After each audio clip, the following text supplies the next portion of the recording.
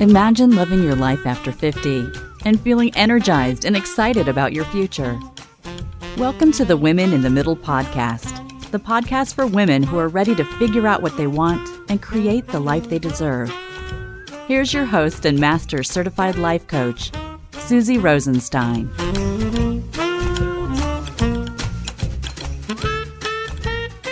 Hey there, today we are talking about something that's a little hard to explain, and it's when your life looks fine on paper, but feels slightly off. Let's go. Welcome back to the podcast Women in the Middle with over 2 million downloads and counting. This show is for women like you, over 50, who are starting to feel time differently and want to stop coasting through life. Each episode helps you notice what's really going on in your life, recognize the moments that matter, and begin choosing your next chapter more intentionally. So thank you so much for joining us today. I'm your host, Susie Rosenstein, your Master Certified Coach, Life Leadership Mentor, and Certified Zentangle Teacher, and I am so happy to be here with you today. But just quick, I just want to mention that if you know that sleepwalking through the privilege of aging isn't your style, I think you're ready to identify where you may be running on default instead of decision. How great is that? Go ahead and check out my next chapter reset, which includes the complete autopilot audit. It's in my shop, so just go to www.susierosenstein.com and click on the shop tab, and you'll find it there. Now let's dive in. I wonder if this has happened to you. Everything looks just great on paper. You know that. You are quite aware of it. But then, when you start to get older, things can feel slightly off, especially if you're in your 50s or 60s and starting to notice that time feels kind of different. It feels different now. Maybe you're not even sure what you're sensing. It was kind of weird for me when I started to notice it. It doesn't necessarily feel urgent. You might not even think it's a big deal, but still, you sense it, you notice it. And here's the thing, most women I talk to at this stage wouldn't even say that it's taken over their whole life or anything like that. You know that you're capable, you know that you're responsible, thoughtful, productive, you're very busy, your life works. Like I said, everything looks good on paper. But something feels just slightly out of sync. It feels off, not dialed in, not quite right. And this can feel really weird, quite unnerving. In the past, you rarely struggled with this kind of thing. You made a plan and it worked for a good couple of decades, right? You knew what you wanted to do next. Making plans was easy. You were in sync with what you wanted. It can feel pretty weird, odd, off when things look good on paper, but aren't. Now, I think you probably understand how this can be confusing because nothing is technically wrong, in quotes. There's no big obvious problem to solve or an obvious thing to do, to start or to stop.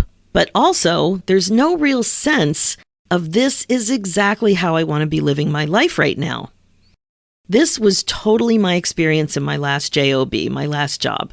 I'd been there a long time, and way back in the early 90s, I was so excited to have been offered this position where I worked for a large addiction research organization, and I was so proud to work there and do meaningful work for an important organization. That went on for about 15 years, and then I hit the wall. I had been there too long, and even though it was still a good job and I was still good at it, and it really was a great place to work, I no longer felt content, and my working there no longer felt aligned. At the time, I really didn't know why. It was very confusing. But I did feel that my relationship with time was changing a little bit, and I couldn't stop thinking about how much time I was wasting. That was a new thought, and that my kids were wearing braces and I had benefits to help, so I couldn't possibly leave, but I did feel like I was wasting time, valuable time. This feeling lasted for 5 years, from 45 to 50, and it was a really strange period of time. I started to realize that while I could tell that things were off, I could also see that I hadn't thought about what I wanted for a very long time. Over the years, I've gotten a few insights, and I understand it this way. When you feel slightly off like this, it's often not about what you're doing.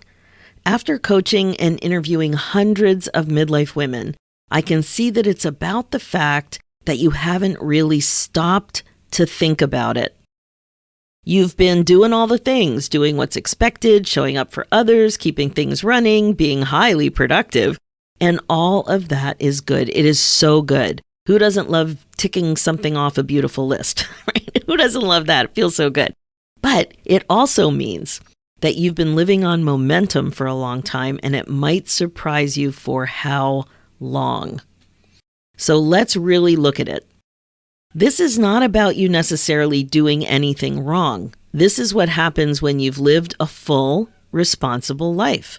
The years fly by. You get really good at managing and producing and handling all the things, but not necessarily good at pausing, reflecting, deciding what you want now. This is huge. Now, let me say this again. You're good at a lot of things, but you probably are not quite as proficient with pausing, reflecting, and deciding what you want in your next chapter. And this is odd because you've had a plan and a modus operandi that has worked well for you for decades. Now, this means you probably did a great job checking in with yourself over the years, but now something's off.